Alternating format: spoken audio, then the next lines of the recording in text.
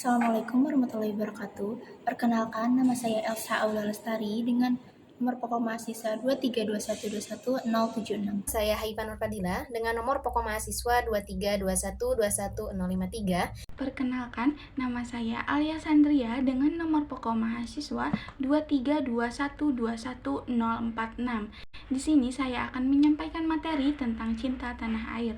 Manifestasi cinta tanah air bisa kita wujudkan melalui dengan menjaga lingkungan hidup, mengenal wilayah tanah air, dan juga mencintai produk dalam negeri, agar dapat tumbuh rasa nasionalisme, sehingga kesadaran bertanah air satu, tanah air Indonesia, menjadi semangat bersama bagi kita semua sebagai warga negara Indonesia. Cinta tanah air tidak bertentangan dengan prinsip-prinsip agama Islam. Bahkan, Al-Quran dan praktik sunnah Nabi Muhammad SAW sangat jelas memerintahkan hal ini. Cinta Nabi Muhammad SAW kepada tanah tumpah darahnya tampak ketika meninggalkan kota Makkah dan berhijrah ke Madinah. Bahkan Rasulullah SAW mengatakan bahwa orang yang gugur karena membela keluarga, mempertahankan harta dan negeri sendiri dinilai sebagai syahid, sebagaimana yang gugur membela ajaran agama Islam. Bahkan Al-Quran menggandeng pembelaan agama dan pembelaan negara dalam firman-Nya dalam surat Al-Mutaffifin. Perkenalkan, nama saya Alia Sandria dengan nomor pokok mahasiswa 232121046. Di sini saya akan menyampaikan materi tentang cinta tanah air. Manifestasi cinta tanah air bisa diwujudkan melalui menjaga lingkungan hidup, mengenal wilayah tanah air, dan juga mencintai produk dalam negeri, sehingga kita dapat tumbuh rasa nasionalisme dan kesadaran bertanah air satu, tanah air Indonesia menjadi semangat bersama bagi kita semua sebagai warga negara Indonesia. Nah, cinta tanah air tidak bertentangan dengan prinsip-prinsip agama Islam. Bahkan Al-Quran dan praktik sunnah Nabi Muhammad SAW sangat jelas memerintahkan hal ini, yaitu cinta tanah air. Cinta Nabi Muhammad SAW kepada tanah tumpah darahnya tampak ketika meninggalkan kota Makkah dan berhijrah ke Madinah. Nah, bahkan Rasulullah SAW mengatakan bahwa orang yang gugur karena membela keluarga, mempertahankan harta dan negeri sendiri dinilai sebagai syahid. Bahkan Al-Quran menggandengkan pembelaan agama dan pembelaan negara dalam firman-Nya dalam surat Al-Mumtahanah ayat 8-9 yang artinya Allah tidak melarang kamu untuk berbuat baik dan berlaku adil terhadap orang-orang yang tiada menerangimu karena agama dan tidak pula mengusir kamu dari negerimu. Sesungguhnya Allah menyukai orang-orang yang berlaku adil. Dalam Quran surat Al-Mumtahanah ayat 8-9 yang artinya Allah tidak melarang kamu untuk berbuat baik dan berlaku adil terhadap orang-orang yang tiada memerangimu karena agama dan tidak pula mengusir kamu dari negerimu. Sesungguhnya Allah menyukai orang-orang yang berlaku adil. Sesungguhnya Allah hanya melarang kamu menjadikan sebagai kawanmu orang-orang yang memerangimu karena agama dan mengusir kamu dari negerimu dan membantu orang lain untuk mengusirmu. Barang siapa menjadikannya mereka sebagai kawan, maka mereka itulah orang-orang yang zalim. Adapun Quran surat lain, yaitu Quran surat Al-Baqarah ayat 126 menjelaskan bahwa Nabi Ibrahim berdoa untuk tanah airnya agar menjadi negeri yang aman sentosa, penduduknya menjadi dilimpahkan rezekinya, dan penduduknya iman kepada Allah dan hari kiamat. Nah, secara operasional, cinta tanah air ini dalam konsep Islam tertuang dalam hubbul waton minal iman, yaitu cinta tanah air sebagian dari iman. Nah, di Indonesia adalah cinta tanah air itu bisa diwujudkan dengan menanamkan nilai-nilai nasionalisme.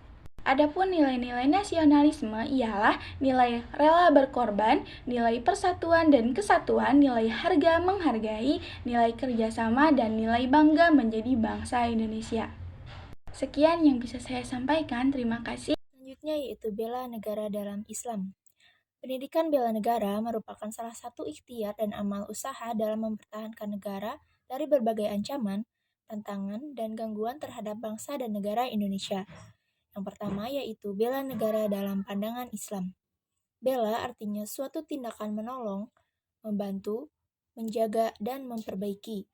Negara adalah wilayah yang memiliki kedaulatan penuh untuk menyelenggarakan suatu pemerintahan. Dengan demikian, bela negara adalah suatu tindakan menolong, membantu, menjaga, memperbaiki suatu wilayah dari berbagai macam permasalahan yang mengancam wilayah tersebut. Islam sebagai agama yang rahmatan lil alamin memiliki landasan dalil yang kuat dalam hal bela negara. Di antaranya pada Quran Surat Al-Baqarah ayat 148, Quran Surat Al-Ma'idah ayat 2, Quran Surat An-Nisa ayat 59, Quran Surat An-Nisa ayat 71, hadis riwayat Bukhari, dan hadis riwayat Abu Daud. Dalam ayat-ayat Al-Quran dan hadis di atas telah ditegaskan bahwa melakukan perbuatan baik adalah suatu kewajiban bagi setiap muslim, baik menyangkut kepentingan pribadi maupun berkaitan dengan kemaslahatan umum. Maka hal itu sangat dianjurkan. Bahkan Allah Subhanahu wa taala menegaskan hendaknya setiap muslim selalu berlomba-lomba dan tolong-menolong dalam melakukan kebaikan. Wujud dari kegiatan bela negara dapat berupa ketaatan kepada pemimpin. Pemimpin yang dalam istilah Islam disebut ulil amri, yaitu adalah orang yang diserahi tanggung jawab untuk mengurusi persoalan-persoalan. Suatu kaum ulil amri itu dapat berupa jabatan seperti presiden, gubernur, camat, lurah, kepala sekolah, guru, dan lain-lain. Kegiatan bela negara disusun oleh ulil amri biasanya dalam bentuk undang-undang dan peraturan, maka jika undang-undang tersebut tujuannya untuk kemaslahatan dan tidak bertentangan dengan hukum Islam, maka setiap warga negara wajib untuk melaksanakannya. Di sini saya akan menjelaskan mengenai pendekatan maqasid al-syariah, yang mana hal itu merupakan konsep penting dan fundamental yang menjadi pokok bahasan hukum Islam, yaitu maqasid at-tasyri' dan maqasid al-syariah, yang menegaskan bahwa hukum Islam disyariatkan untuk mewujudkan dan memelihara maslahat umat Islam di dunia.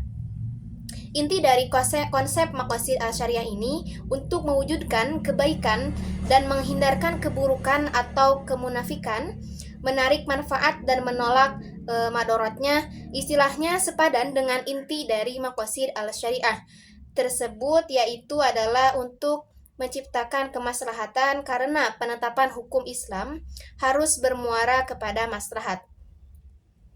Konsep maqasid al-syariah atau maslahat yang dikembangkan oleh Al-Syatibi di atas sebenarnya telah melampaui pembahasan ulama abad-abad sebelumnya. Konsep maslahat al-Syatibi ini melingkupi seluruh bagian syariah dan bukan hanya aspek yang tidak diatur oleh nasnya.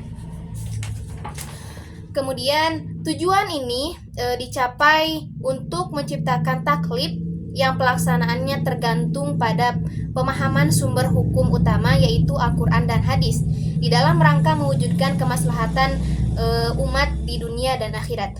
Berdasarkan penelitian usuliyin, ada 5 unsur pokok yang harus dipelihara dan diwujudkan. Yang kelima ini adalah menjaga agama, jiwa, akal, keturunan, dan harta. Seorang mukallaf itu dikenai hukum syar'i akan memperoleh kemaslahatan ketika ia dapat memelihara kelima aspek tersebut. Dan sebaliknya, ia akan merasakan adanya mafsadah atau kerusakan ketika ia tidak dapat memelihara kelima unsur tersebut dengan baik. Dan di dalam konteks bela negara, menjaga dan memelihara negara merupakan kebutuhan yang bersifat esensial bagi kehidupan manusia. Kebutuhan esensial itu karena apabila negara tidak kondusif akan menyebabkan terganggunya eksistensi agama, jiwa, akal, keturunan, dan harta bagi warga negaranya. Mungkin sekian yang dapat saya sampaikan. Kurang lebihnya mohon maaf. Terima kasih.